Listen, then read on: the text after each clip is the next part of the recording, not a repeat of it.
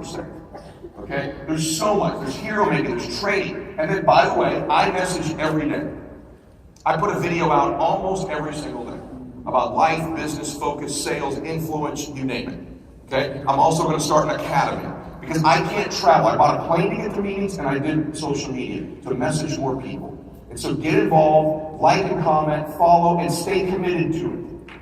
Stay committed. Your whole business will transform, your life will transform. Everyone say yes to that. Yes! All right, and those are the other ones. Now, last thing I'll show you. Those are my profiles there. That's my Instagram page. That's my podcast. That's my YouTube. That's my Facebook. That's my Twitter. That's an article that just came out. Last thing I'll tell you. This is from Build Your Empire magazine. They just approached me 6 months ago. I didn't even know this was coming out. Wrote a whole article on it. They underestimated my net worth at $200 million, but who cares? No, they really did. And the reason I say that to you is I don't want you thinking you should have a jet and 4 houses if you're only worth $200 million. Okay? So, but they did underestimate. They never asked for my net worth. I have no idea where they got that number from. But this article is 4 pages long. Okay? Let me just read this to you, the first paragraph, just so you know. Mylett is considered one of the best pure inspirational speakers in the USA. That's pretty good. With a $200 million net worth at the age of 45 and an 8-figure annual income. But here's the cool part. Ed is the chairman, which I'm not, I'm the agency chairman, of World Financial Group. Boom, branding for WFG. Okay, so, well, woo, nothing, because you didn't print it out and you haven't given it to anyone. I don't understand what you're thinking. I mean, honest to God, if when I was doing this, if there was an article about Rich Thawley that had a $200 million net worth, I'd have 3,000 of these printed out. Everybody who's ever quit, I'd mail it to. I'd forward it through social media to everybody I know. This is my agency chairman. This is our company. The other thing I do is I give it out at the end of every BPM as a credibility piece, every recruiting interview. But my dumbass WFG friends have done nothing with this stuff. And I'm like, and then they're like, I want to be a millionaire. I'm like, there's articles out that would help you. Yeah. What the hell are you leaders doing? Get back, like, get with it. This is a massive credibility piece. It's 4 freaking pages long. All about WFG, all about me. And you don't tell anybody, but you got dudes who quit like this wasn't really, like, really, MFer, read this. Every interview, give it to them. Every GPM, give it to them. Prospects, like, why in the world would you not be doing that? By the way, I'm going to be in Forbes next month, a Huffington Post the following month. Something, like, it's all coming. I got asked to be a guest on Fox Business. I just don't want to come to New York to do it all the time. So, guys, are you getting what's happening here? Like, what you think is great is way greater. But you gotta leverage it, you gotta use it, you gotta harness it. People, you're prospecting somebody? You guys, on my phone right now, I can't even begin to tell you how many people have followed me on social media, Googled a local office, and just shown up unsolicited. Every day. Ask Susan Davies if she's here. Every day, people are driving to WFG offices who see me on social, or they're in the BPM and like, I don't know. The guy goes, Ed Mylett, they go, oh, Mr. Max out. I follow him on Instagram. It happens all the time. So you gotta leverage it. I don't get it. I don't know why this has to be persuaded. It's so obvious. Right? So can you start to see what would happen here? Go to Build Your Empire on Instagram and get that thing. It's pretty simple stuff. Okay. Can you tell I'm fired up? Yes. All right. Let's get to the good stuff. I think that's it. Let me see. Yep, that's it. All right. Okay. I want you to win. And I have some fears. By the way, I think we have here's where we're going as a company. We're going to take over. We got swagger. I brought in my buddies Tony Robbins. I brought in Grant Cardone. We're going to bring in some other, just third party stuff. We're growing. We're recruiting. We're building. Our cash flows are up. The company's growing. We're making some modifications to some of the products to make it a little bit better.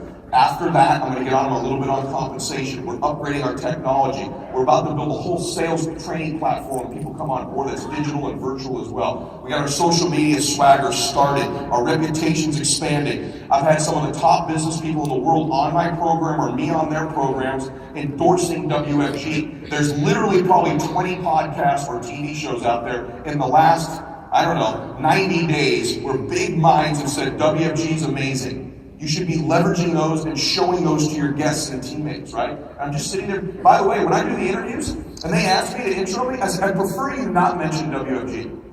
I actually tell them that in the beginning, to be honest with you, because I want more people to engage in the program. But then inevitably, about halfway through the interview, they go, I gotta stop and ask you about this WFG. It's amazing. Tell us all about it, man. And then I get into it. Every single one. If you watch any interview I've done, I just did another. There's 2 more coming out next week. They just filmed them at my house. Major followings. And then there's like, please tell me about WFG. It's amazing. I'm like, and even in the interviews, they go, but not everybody has those results. Are like, that doesn't matter. You have those results. So they even correct me when I try to undersell it. It's awesome. It's awesome. I love it. Because rich people appreciate this. Wealthy people, successful people always tell you to do WFG. It's poor and broke people that tell you not to. It's true. Wealthy people are always telling you to do it. Wealthy people are just like, yes. So, I'm going to show you a video. I've shown this video before, but I want to sow a seed into it. You're going to cry, by the way. So, and I've shown this before, but I want to sow. Here's how I think we can move. We can move by getting our message to the world. We can get our message by framing us better, fast starting better, hero making better, training better, retaining better. But then once we do that, how do we get better? How can we get better? We need to redefine what leadership is. So what did I say earlier? I said earlier that leadership is loving, caring, and believing in people and helping them. I'm going to prove it to you right now. This is a video about a lady who's a friend of mine now named Kayla Montgomery. Kayla's a runner. She has multiple sclerosis. She got diagnosed with MS when she was in high school. And so what happens to Kayla, it's hard to be a runner when you have MS. When she runs, she feels no pain during the race. Okay? But then when she's done running, all of the pain cumulative from the entire race floods her legs. And she falls into excruciating pain. And her legs don't work. And so when she crosses the finish line, she literally crosses the finish line into the arms of her coach. Now imagine this. Before you're going to run a race, you know at the end you're going to be flooded with pain. Imagine that. You know you're going to be flooded with pain, and you run anyway. You know it's going to be excruciating, and you decide to compete anyway. Going in is going to be painful. And when she crosses the finish line, you know what she says? Help me, help me, help me. And you know who's there? Her coach. Her coach. Who makes $500 a year. And he's there to help her. And he loves her, and he believes in her, and he cares about her. This video is WFG in 2 forms. One, the competitor, you. You're Kayla. I want you thinking of you being Kayla here. But the other part is also WFG. You, the coach. You, the leader. You, the person who changes somebody's life. You, the one who loves, cares, and believes in people. You know what she says in the video? I want him to hold me accountable. He pushes me just enough. He's like a father to me. She's defining what a leader does. Pushes me just enough. He believes in me. I trust him. She's going to tell you what a great leader he is. Not that he's loud. Not that he's got a deep voice. Not that he's a great public speaker. That he loves her. He cares for her. You're going to see this. And then the end's going to blow your mind. The end's going to blow your mind. So it's just 4 or 5 minutes. I cut it in half. But I want you to see this. Think of you as the coach. Because the great privilege of my career has not been my jet. The great privilege of my career is when my teammates cross that stage. Just great winning awards, man. How dare. It's 1,000 times better when you watch one of your teammates who almost quit, who was struggling, overcame something. They walked across the stage right into your arms. It's the greatest feeling in the world, man. I get chills in my legs telling you that. You could have the honor of being that person in someone's life, the coach and the player. You get to be both. So check this out. Here you go, guys. Man, I couldn't see why something like this would happen to me. I couldn't think of anything I'd done wrong. Why should I be punished? Why was this happening? For 8 agonizing months, Kayla lacked all feeling. Turn it up a little bit, guys. With the help of medication, slowly the feeling began to return. She had to give up soccer, a contact sport, and instead turn to running. And to very average. She could still compete, even with MS. She said, I want to run fast, and I don't want you to hold back. I told him I wasn't really guaranteed the next couple of years of running, and I wanted to make the most out of every day I could, and I wanted somebody to hold me accountable. What kind of runner were you? I was kind of slow. Average, at best. I mean, varsity hopeful by her senior year. That's the way I would label her. But Kayla's experience while running defies any label. What do you feel? Nothing. It usually starts like in my toes and works its way up to my waist. It just stays like that throughout the rest of the run or race. For Kayla, as with many MS patients, heat is a trigger that causes her symptoms to return temporarily. As her body temperature rises during a run, the feeling in her legs begins to deaden. It's just a very strange feeling, or lack thereof, to know that your legs are moving, but not be able to tell how fast or tell where or I guess anything about them. You don't know what's going on. You just know it's happening. And no feeling often means no pain. Some people think it's an unfair advantage to not be able to feel my legs while I'm running, but I guess although I can't feel the pain in my legs, I can feel all the other discomforts that accompany running. 800? Until the finish line. The finish line is one for body. I can't determine how fast I'm going, so that's a major setback in running. You have to be able to pace yourself. With time, Kayla learned to pace herself. And gradually, that slow runner grew faster. First, making varsity, then becoming its fastest member, then training full-time with the boys' team, then becoming one of the fastest girls in all of North Carolina. The whole time, she had one voice pushing her. You gotta get on the train! Go to the arms! Go to the arms! He pushes her just the right amount. And she responds. Go up to the front! Put your shoulder on hers! He's like a dad. A goofy, dorky dad. Good job, kiddo. Photobomb.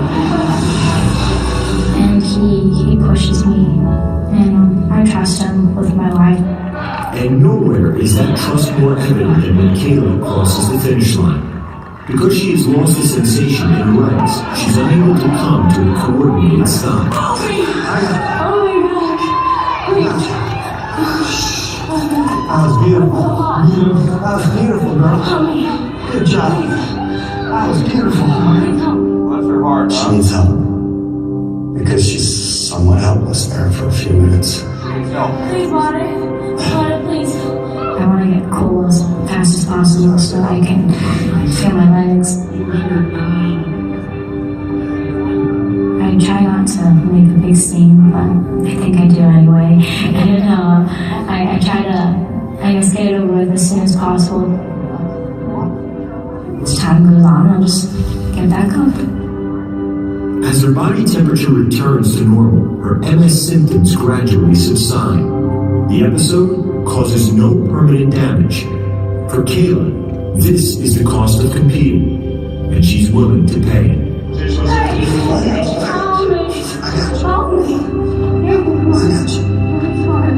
Oh my gosh. Please. I need more. So badly. Somebody, please. Help me. They got water for you. Just need some water. Where's the ice? Please, I need more. Give her a Gatorade, whatever it I is. need everything. I need to get cold. I have a hard time watching it. Every time she kind of crashes like that, it's a reminder that she has MS. Are you pouring it? Yep, for it. Are you sure? Yep, we got it. Do you know what my car wants? Bless her heart, huh? Bless her heart. Why do it? I guess I do it because it makes me happy. It makes me feel normal and whole. It's difficult to live with a disease where your own body's fighting against yourself. So when I'm running, I feel like I'm battling that. I feel like I'm safe for myself. As long as I'm running, everything's fine. You're not going to believe this. She makes the state championship with MS. The final challenge came in May at the North Carolina State Championships for outdoor track, the final race of Kayla's high school career. The last time she'd run with Coach at the finish line. You give me all you got for 4 years. What happened? I fell in the first lap about a little over 100 meters in. Hey, up, it's on top! I guess I got squished. Then I fell backwards and I did like a little flip. Remember, she really have a hard time getting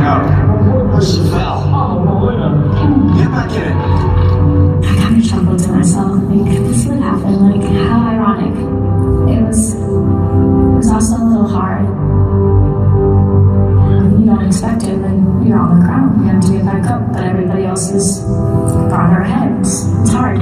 So, hey, you gotta get up. I was able to catch back up with the group. Gradually worked your way up, sat with the leaders, brushed it off, nothing ever happened. Then I sat on a couple crawls for about 3 laps, and I wanted to, I guess, pick up the pace.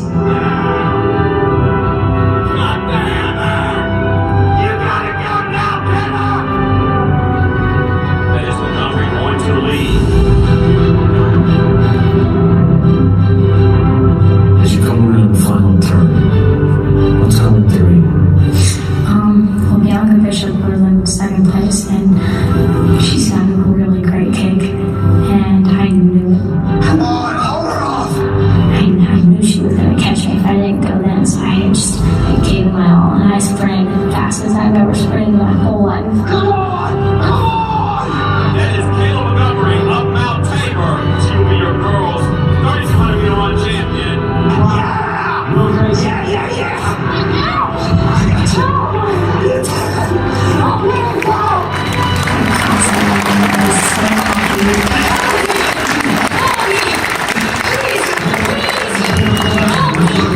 I couldn't ask her about to finish her better end of my senior year.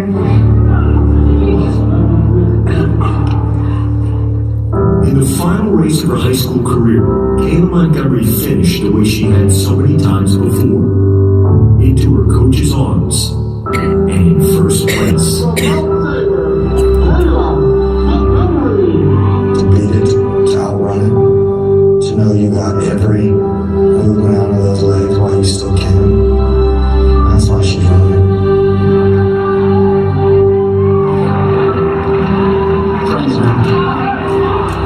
I just hope to run as long as I can and to make the most out of it as long as I can. Or if I'm not able to run at some point down the road, then at least I can look back and know that when I could, I gave it my all.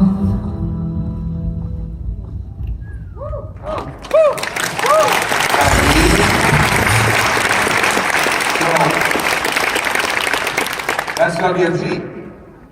Both parts of it. The first part of it being Kayla, the competitor, right? Look at you crying. By the way, why do we cry when we see something like that? Is it a sad story? We don't cry because we're sad. Let me tell you why we cry. I guess I gotta wrap up, so I'm not gonna be able to finish. But here's why we cry. We cry because we see something in her we know exists within us that we don't have the courage to pull out. We see in that coach the courage to help her. What you say every time she crosses the line, help me, help me, help me. I'm telling you that great leaders are what that coach is. He pushed her just enough. He loved her, he cared about her, he believed in her, and he helped her. And great competitors like Kayla, they're willing to pay the price even though there's going to be pain. Even though she's going to get knocked down, she gets up. That's what a great competitor does. And we see that, we know we have that within us, and we're upset because we know we haven't had the courage to pull it out yet. And let me tell you what I worry about with you as I finish up. I worry that your will to win can be bought, that you're for sale, that if enough prices are required of you, then eventually you'll sell out. You'll quit on your dreams. You'll quit on your family. Think about you running the race of your life, right? You're running the race of your life. Your beautiful family's over here watching you. Isn't it sad sometimes that the very people we're running this race for are the ones telling us to stop? The very people you're doing this for are oftentimes the ones going, stop, it's not worth it, it's lame, you can't do it, right? The very people you're running for sometimes will say that to you. And if you're not careful, the first time you fall, you'll be running, you look back, picture them right now, by the way. Picture you running this race and your family sitting right over here. Picture them. See your family, see your children, see your parents, see your grandparents, see your grandchildren. That's who you're running for. That's who you want to see the best version of you, right? That's who you're running for. And you get knocked down. And I worry you could be bought with the price. I worry that when you fall down and we come along and go, hey, it's too big a price. It's $2,000 in chargebacks. You got 8 people, quit. Quit!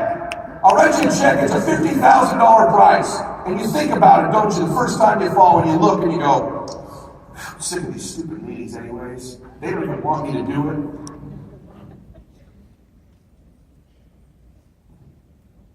No, we'll keep going.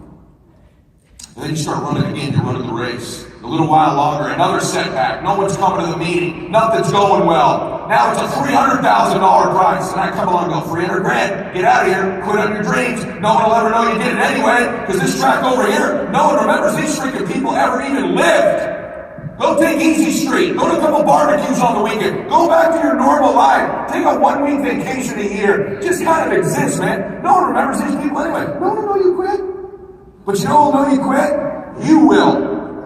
And they will. And the price comes along and you look.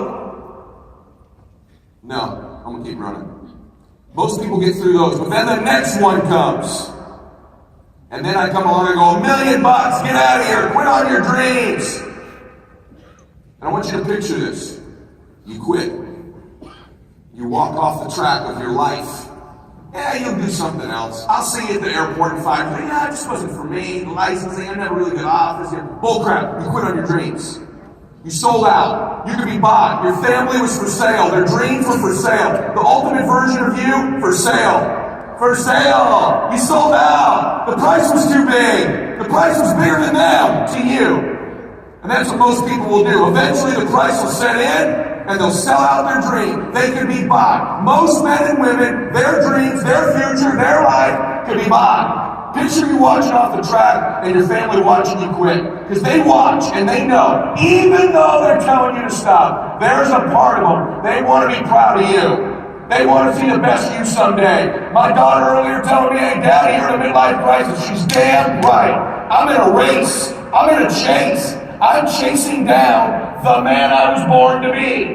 And if you quit, if you sell out, if you go on the other track where everybody else runs, all your buddies from high school, all your friends right now, they're on Easy Street. There's no bumps on that track. You don't get knocked down. There's no pain. There's no need to help you. That's an easy track. It's tempting to run on that track. Except that track, there's no finish line. You never get anywhere. This track, there's a freaking finish line. And the finish line ain't jets and cars and all that. The finish line is when you finally cross it, you're proud of you. You're proud of you. Your family's proud of you. And guess who you get to meet when you cross this finish line? See, the end of a great life for me, I'll think of the end of my life, hopefully I see the Lord, and He says, hey, well done, good and faithful servant, right? But I've got a funny feeling that God made me with a destiny, made me in His image, made me with a plan. And I think when you're there, He goes, by the way, this is the ultimate version of you. This is who you were born to be. This is your destiny. Meet Him. I'm chasing that dude. Every day I'm chasing that dude. Every meeting, every call, I'm chasing meeting the guy I was born to be. You don't know it, but you're chasing the woman you were born to be. I don't care what time. Whoa. And when you get there, there's going to be 2 conversations. You're going to shake hands and say, been knowing you a long time, man. We're identical twins. Or the bad end of a life is you get there and you're total strangers. You don't recognize each other. This person's unrecognizable from this one. The end of my life, I want well done, good and faithful servant. I want to be identical twins. I don't want to meet that man and be total strangers. And I don't want you to be total strangers. WFG is the greatest race, the greatest track, the greatest platform in the world for you to run down you, for you to chase down you, for you to help, believe, and care about other people. So that's what maxing out is. God bless you, everybody.